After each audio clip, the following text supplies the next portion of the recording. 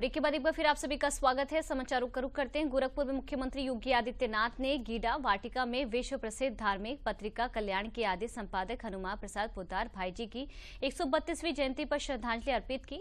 इस मौके पर मुख्यमंत्री योगी आदित्यनाथ ने संबोधित करते हुए कहा कि गीता प्रेस अगर आज दुनिया में सनातन साहित्य के प्रशासन और प्रचार प्रसार का सबसे बड़ा केंद्र है तो इसके मूल में भाईजी हनुमान प्रसाद पोद्दार के साहित्यिक साधन ही है।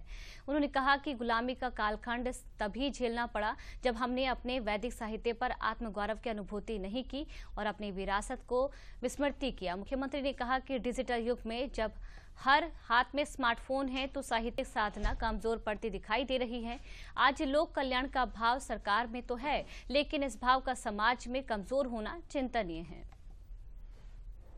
जब हम लोगों ने डिजिटल मीडिया की तरफ हम बढ़े हैं, डिजिटल युग की तरफ हम बढ़े हैं, तो इसमें हमारी स्थिति क्या है? हर हाथ में स्मार्टफोन आ गया है, हर हाथ में टैबलेट आ गया है, हर घर में टेलीविजन आ गया है।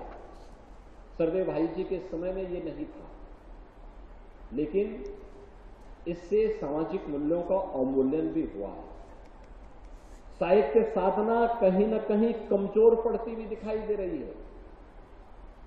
राष्ट्रीय आंदोलन के स्वर सामाजिक मूल्यों को लेकर के, सांस्कृतिक मूल्यों को लेकर के, राष्ट्रीय मूल्यों को लेकर के जिस मजबूती के साथ आगे बढ़ने चाहिए, वे स्वर मंदिर दिखाई देते हैं।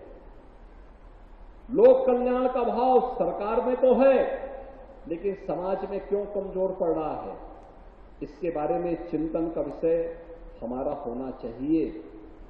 साहित्य साधना के पक्ष को अगर हम देखेंगे तो ये कभी नहीं हो सकता है कि अगर कोई व्यक्ति अपने घर में सुख चैन का जीवन व्यतीत कर रहा हो, ऐशो आराम का जीवन व्यतीत कर रहा हो, और उसकी बगल में अगर कोई भूखों मर रहा है, स्वास्थ्य सुविधा के अभाव में मर रहा है, तो उसकी कराह पड़ोस में जरूर लगेगी। याद रखना, हमारी उस समय का हमारा सबसे बड़ा धर्म बनता है कि हम सबसे पहले उसकी सेवा करें जो मेरे बगल में है।